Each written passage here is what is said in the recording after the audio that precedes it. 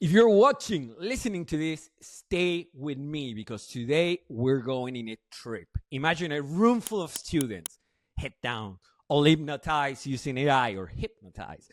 In minutes, they're coding apps, generating art, practicing languages, and even building their own video games. So, casually, this was Kyle-Prescott Ogumbase's AI Power STEAM Workshop. And Kyle is this guy you're seeing right next to me, second time in creativity and robots. He's a product manager, AI educator, and digital strategist, shaping how we learn, create, and engage with technology. So, from Muzilla to superhuman to hands on AI education, he's seen firsthand how AI turns students into builders, which is something I love. But he's also seeing where AI is failing. So here's the question we're answering today through this episode, which is AI making us smarter or just turning us into button pushing drones who believe whatever the machine spits out? But more importantly, a question that we hear a lot.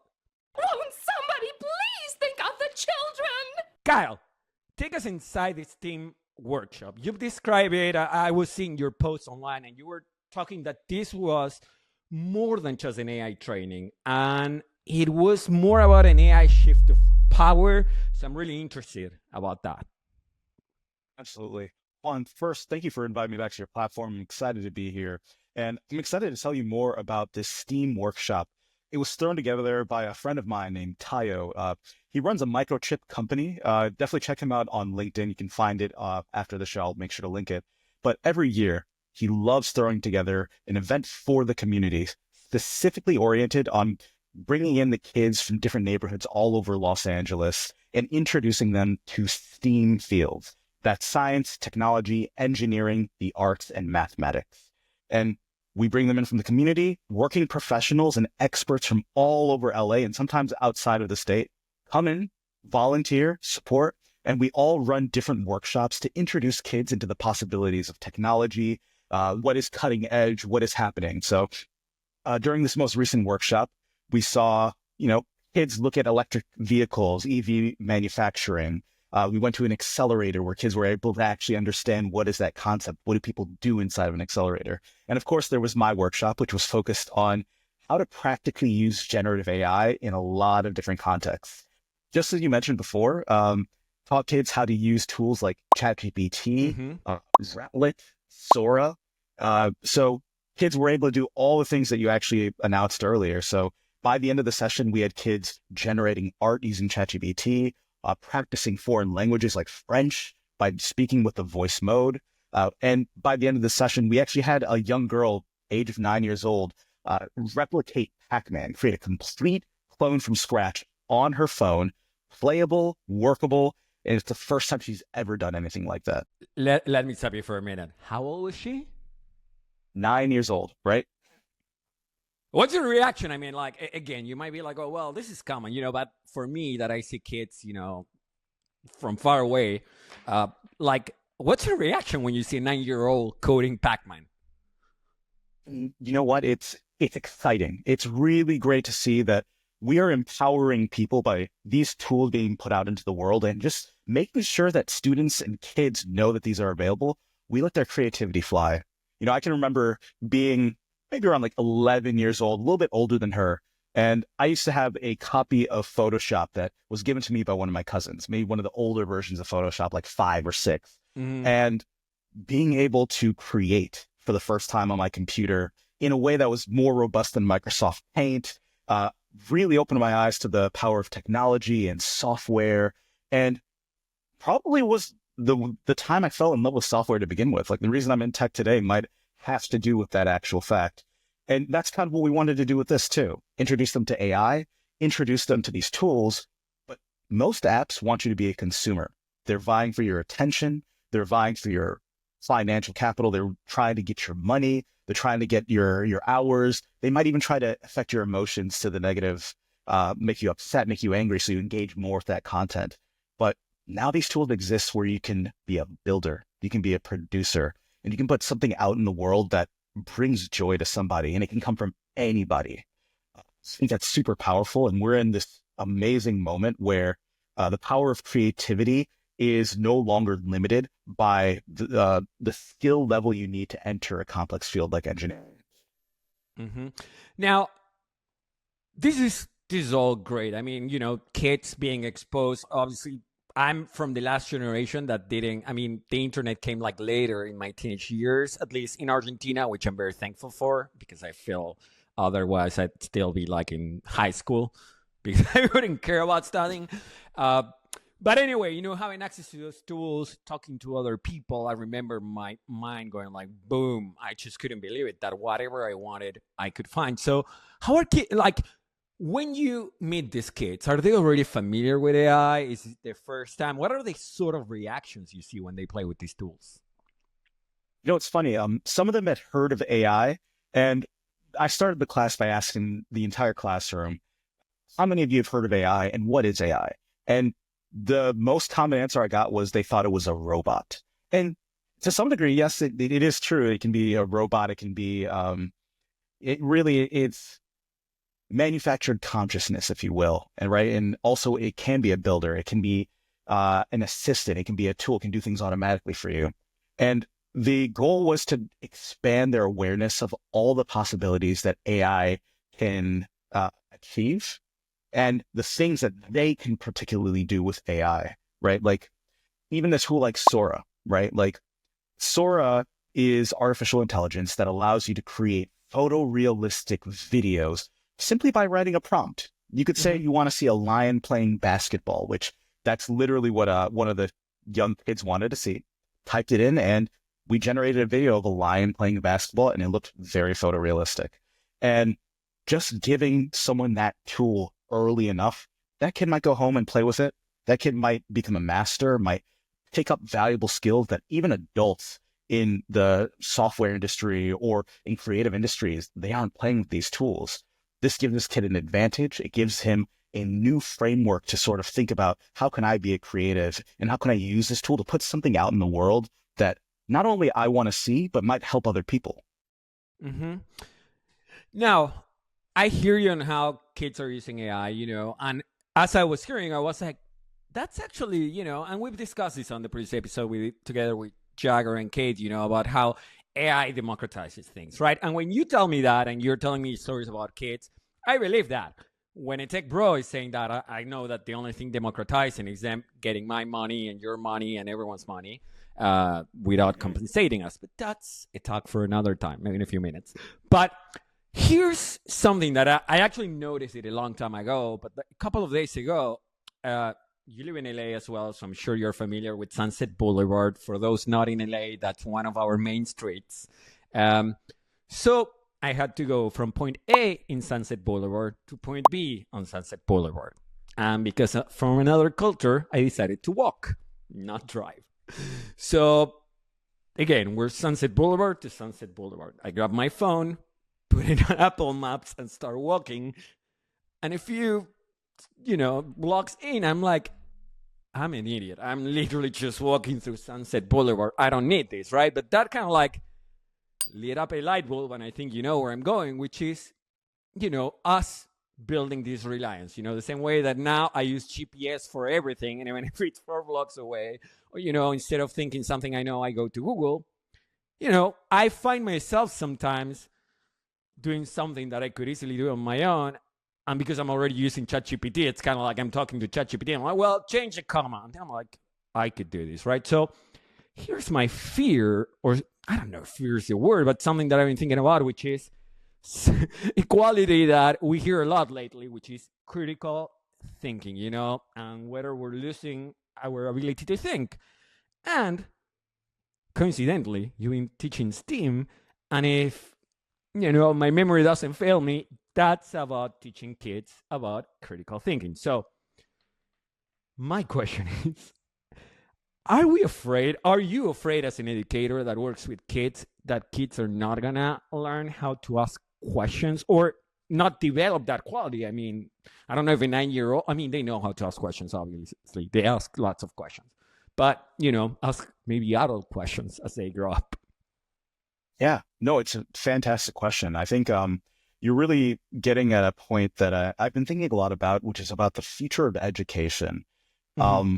A solid teacher is someone who can teach you how to think critically, how to determine whether or not someone is either telling you the truth, when to be skeptical, when to do your research, how to ask good questions. And AI is like a calculator for anything qualitative, right? Like you can just ask it any sort of question, it'll give you an answer, and you don't have to think whether or not it's telling the truth or not. But as we both know, hallucinations are real. You might not get an exact, precise answer. So you have to determine, is this output actually good? Is this actually true? Some may say that right now we're living in a society that values the truth less, sort of like a post-truth society. And that combined with tools like AI is a little bit scary because it could be weaponized.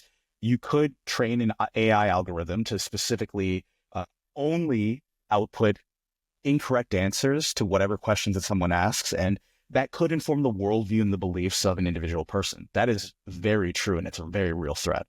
I think it's still going to take good educators, and it's going to take intentional development in order to make sure that people don't fall in the trap of asking questions without critically thinking or just taking everything at face value. Even before AI, I think that was already something that was happening in this country that we needed to really develop and build, but it just becomes that much more important, especially in areas with lesser access to education, lesser access to even internet connections.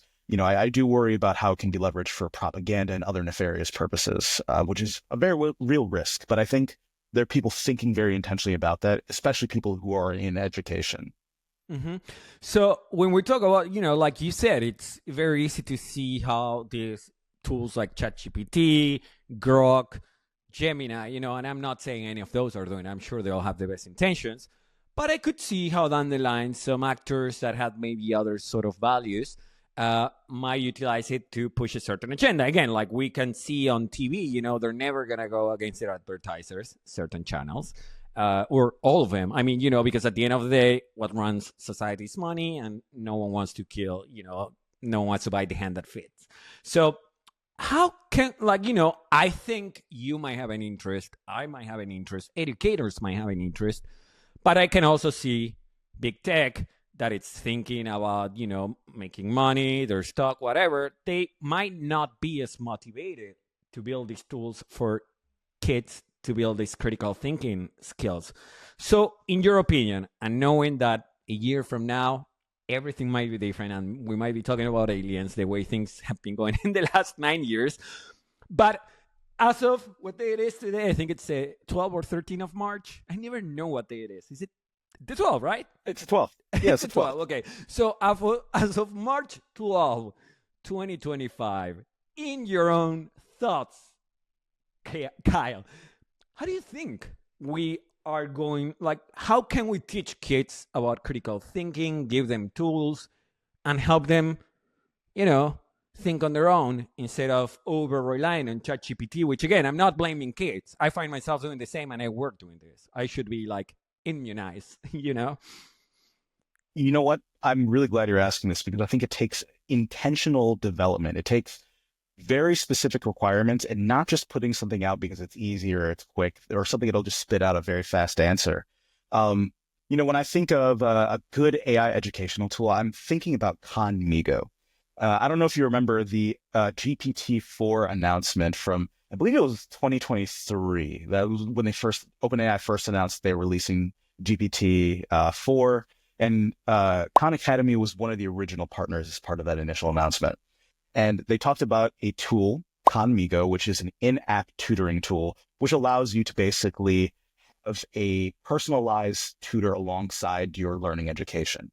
But the fascinating thing about the way they built Khanmigo is that it doesn't just give you the answer to a question. It doesn't just grade your homework or your results and tell you what's wrong. It actually prompts you with a question. What do you think is wrong? What do you think you can improve here? Where do you think you went wrong? I noticed that there's something going on here. Maybe you should look at this again and try it again. It actually prompts the user to question their process, to go back and think, is this right? Is this correct?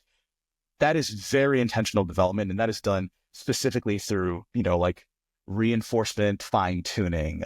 This is a way that you can train a model to specifically get an outcome by not just giving an answer right away, but prompting the user to think a little bit more. Because AI tools are in the hands of just about everyone now, right? Like anyone in the world can basically access it with a computer.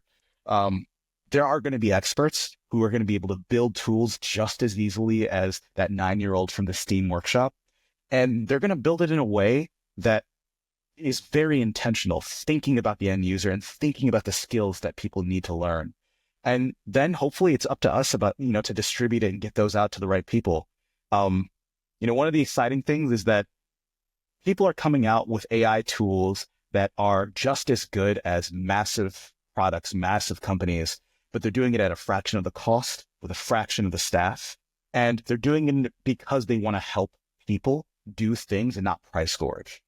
There's something that's beautiful about that. There's also something that's worrisome for our economy if you look at it from that perspective, but it's very good for the individual person. Mm-hmm. And what would you say that's bad for the economy? I'm interested in that, on that one. That's the economy in the sense that if you're investing in the S&P 500 right now, and you were to look at the top 30 tech companies and see, which ones have the highest amount of, let's say, revenue, highest market cap, you could see what products they've created. And it's very possible that through vibe coding, you could create a pretty good competitor and then undercut them on price. And then just go after some of their clientele, smaller businesses, people who have no other choice but to use this tool.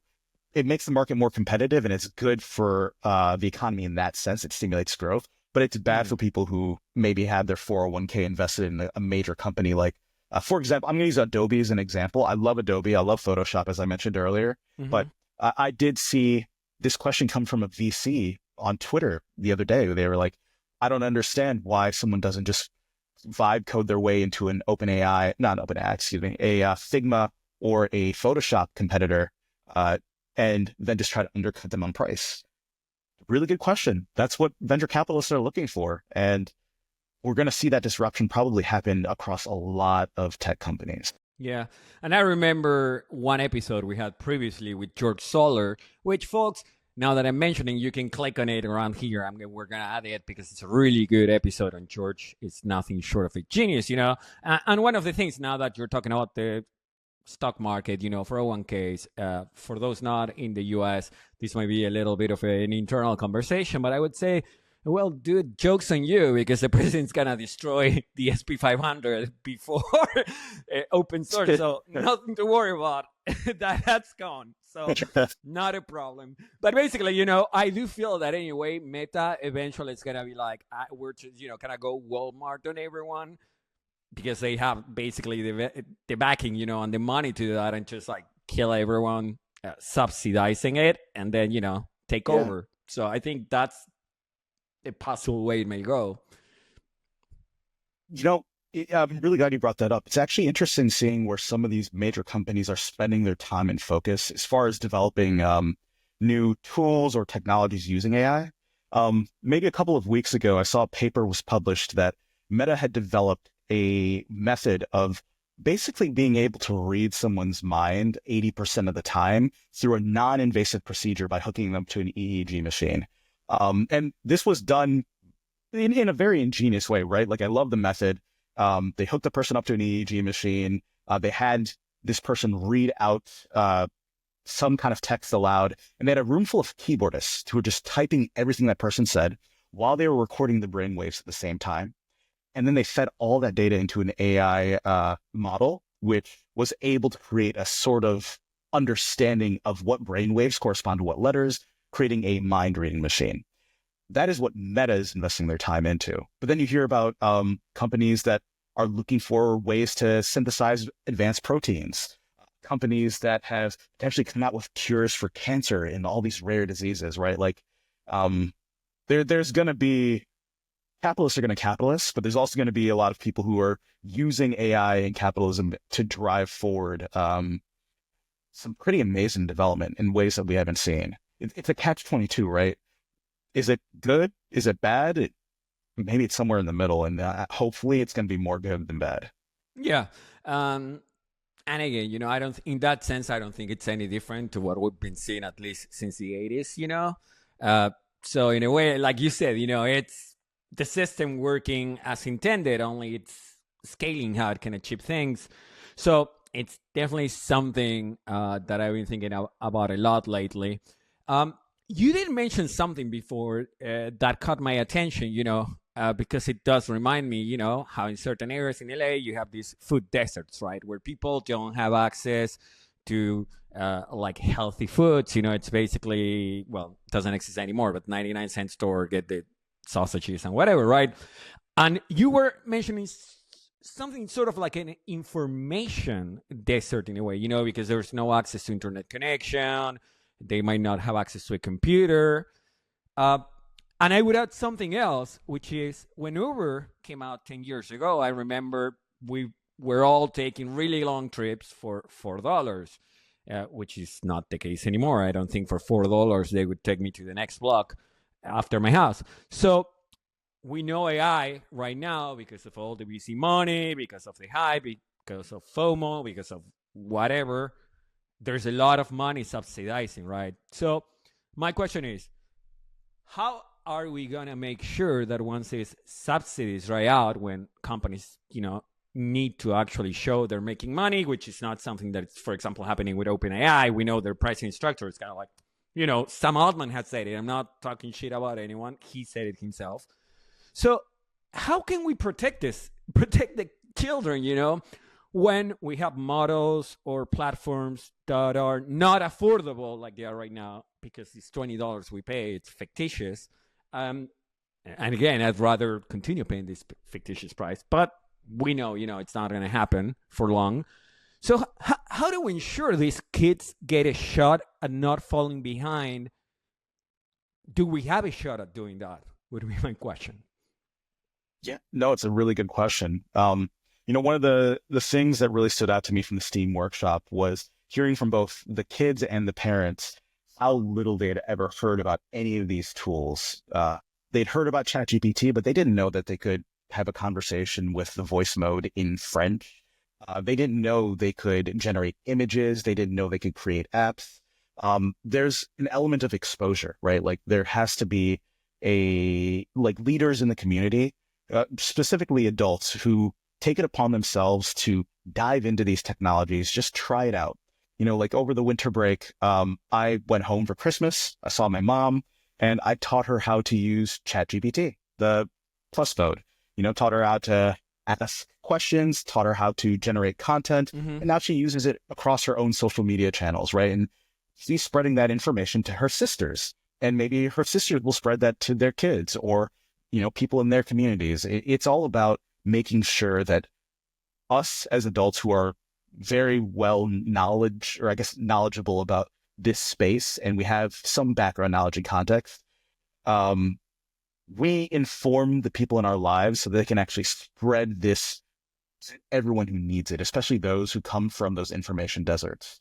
And open source is going to be the way, right? Like you're right, there is a financial barrier, a $20 a month subscription at the very least. OpenAI has the $200 a month pro mode, which has its own benefits. But then we saw the DeepSeek moment from back in late December, early January, which threw the market in disarray, threw the whole AI community in disarray. And the truth of the matter is that the cost of intelligence is going to continue to decrease.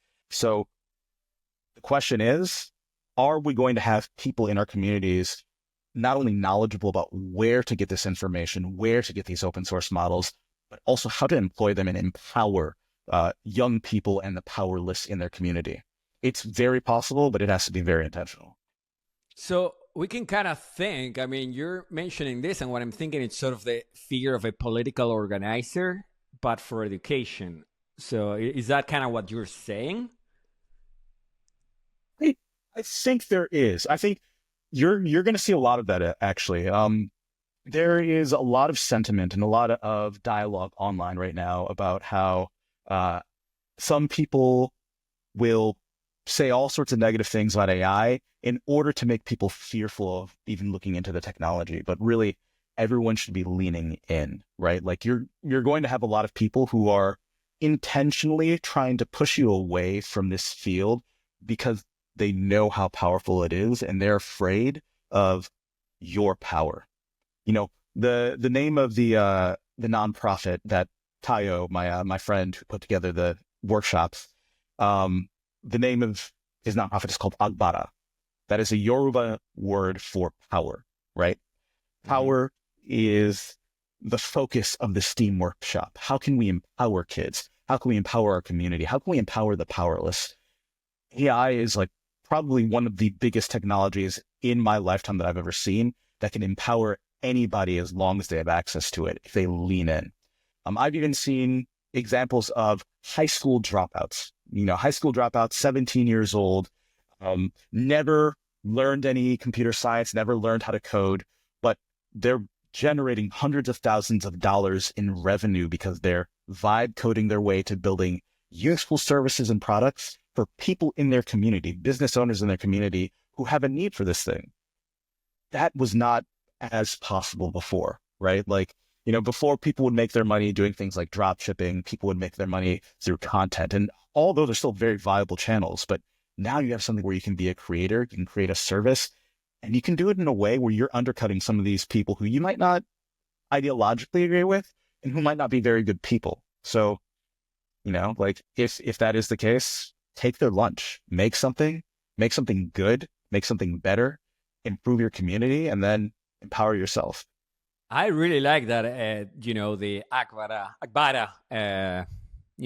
concept, because in a way, and we've had this conversation before, I know we kind of sort of bonded over that, that in a way, AI, it's a question of power, right? You're going to have the people that at the moment are benefiting the most, which again, we say it on every show, the 1%, blah, blah, blah. We know it.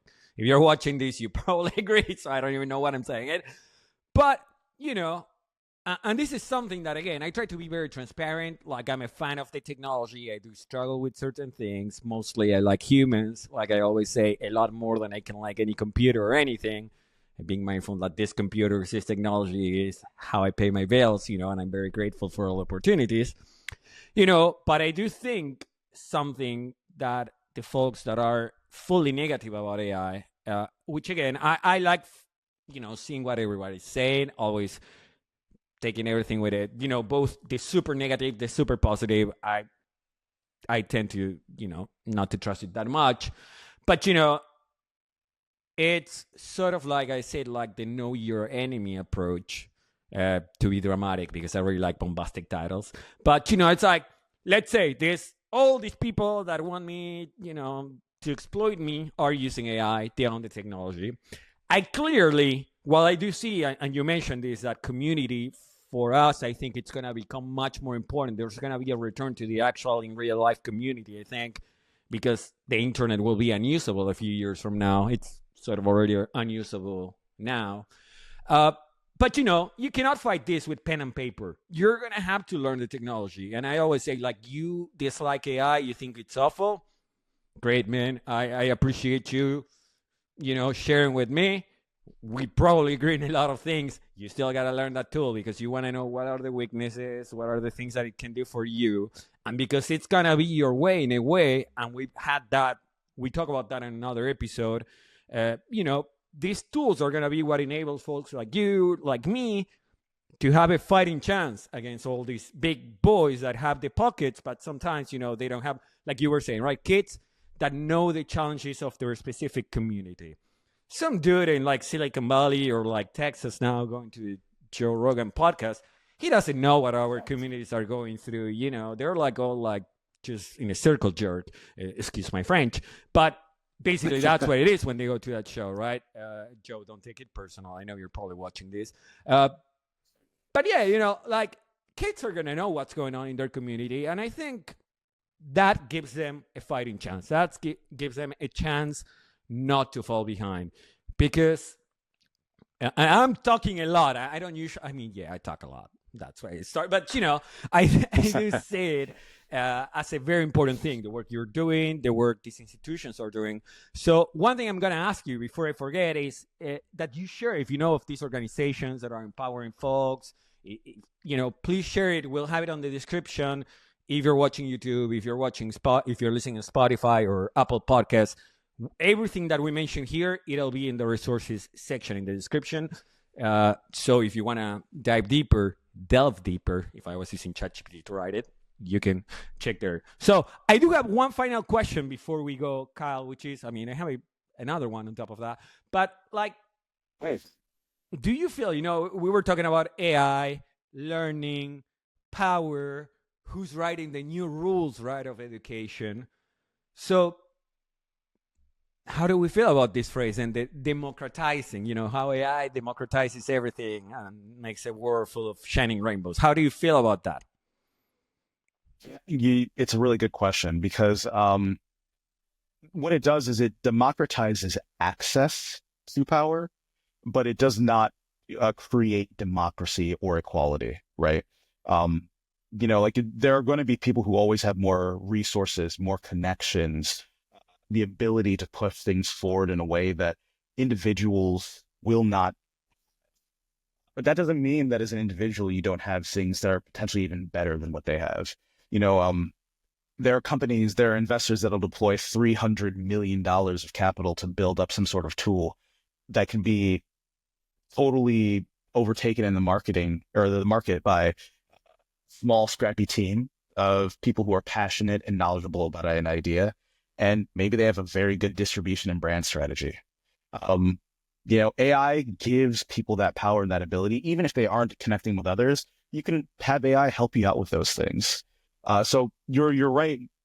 It doesn't necessarily democratize power itself. It doesn't equalize things quite yet, but just having access to these tools and having the knowledge of how to use these and building a knowledge and collaborating with people who might be knowledgeable or who are passionate about the same issues as you gives you a fighting chance of overcoming some of those big players. And they're scared. A lot of them are very scared right now just because we're at a time where they are vulnerable. And, if you have something that can overcome evil, empower yourself. There's a whole lot of evil in 2025. Not here, but you folks might be surprised. There's a lot of evil out there. So, Kyle, usually I just say what's the one piece of advice for everybody, but in this case, I'm going to customize it for you and your skill set, which is because you talk to lots of parents, right? And you're very in tune with their pain points, what worries them, what makes them happy. For those parents that, because of the age group, I'm assuming there's a lot of people watching this podcast that already have children. If they want to get involved in their kids' AI education, making sure, they're educated about what to look for, how to be careful, how to double check, where can we send these parents so they learn more? Is there any resource they could use at the top of your head? Oh, very good question. There are a bunch of organizations that are dedicated to AI safety right now and teaching communities. How can we leverage these technologies effectively? How can we do these the best? Off the top of my head, I can't think of whoever's the best centralized source in one place. Mm-hmm. I would say, as a parent, if you are looking to try to educate your child or you're a teacher trying to educate your students about AI, the best thing that you can do first is gain a knowledge and understanding yourself. Download one of these AI tools. You don't even have to download them. Just go to chat.com. ChatGPT owns it. You don't even have to have an account. You can use it. You can see how it works. You can ask a question, then maybe register an account, play around with it a little bit more, watch some videos from influencers telling you about the capabilities, and then introduce it to your child. After you have a cursory understanding of how it can be used, you can show your child what are the capabilities, what can it do, what kinds of questions can it answer, how could it help you bring your ideas to life, right? The most powerful thing is that on some level, using AI feels like using magic almost.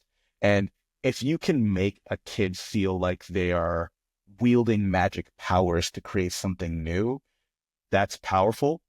It will lead to them getting more and more involved in this and potentially create generational change just based on them having access to this tool and power. They can spread it to their friends. They can spread it to other people. They can build something transformative. We don't know what the impacts are going to be, but I would say, and I would encourage you to start there first. And also, if you are interested, please, after this call, feel free to reach out to me. My LinkedIn is going to be in the chat. Also, I will be attending an educational technology conference in San Diego, ASU GSV, the AI focused one, from April 5th through April 7th. So if anyone is there and you'd like to have a conversation about AI, if you have any questions, if you're an educator, please reach out. I'm always happy to connect and have these conversations. And I recommend, I've had the pleasure of hanging out in person with Kyle in Hollywood Boulevard, one of my favorite places in LA, where all the dreams happen. So I recommend you hanging out with Kyle if you're in that conference, because he's a very smart guy. So you better take advantage while we still have access to him. So, Kyle, we mentioned your LinkedIn. We did talk about the Agbara moment, or Agbara. I cannot get the accent right. Agbara. The Agbara moment, yes. Empowering kids, getting them access to these tools. We talk about how to make sure how we can try to fight, at least, so that they still develop these critical thinking capabilities that we still have somehow. And then we talk about AI learning power. There's a lot to unpack in this episode, so I'm going to be cutting it in several small clips. But I think there's a lot, especially if you're a parent. I think they learn a lot with you. Is there anything else beyond your LinkedIn and SCU? Oh, shit. I used to talk about this conference all the time when I was working in an educational company. Now I can remember the like you say it. ASU GSV. Yeah, okay. ASU plus GSV. Perfect. There you go. So, Kyle, anything else you want to tell us about your career? Where can folks interact with you? Are you good? Yeah, like I said, feel free to interact with me on LinkedIn. If you want to follow me on X, you can find me at KP Ogunbase. Same thing on Instagram. My Instagram handle is the exact same. But you are also welcome to just reach out to me via any of these channels if you would like to try building something. I have a lot of fun doing that in my free time, trying to build tools that are actually helpful to students, different individuals. If you're interested in working on projects together, let me know. We can get it started and, go from there. And all the information about Kyle will be available in the description as well. So, Kyle, folks, that's a wrap for this episode. If you're watching on YouTube, hit that subscribe button and give us a like. It really helps. I never used to ask about it, but it helps all the channels out. You got to ask people. So hit the like, hit the subscribe. We publish once a week. And if you're listening in Spotify or Apple Podcasts, a review goes a long way in helping us reach more folks. My name is Juan Faisal, and I'll see you next week for a new episode on Creativity and Robots. Adiós, muchachas. Amo la creación en mi pantalla, bits y bytes en danza, todo brilla, cada código que escribo canta. Sabor a cumbia.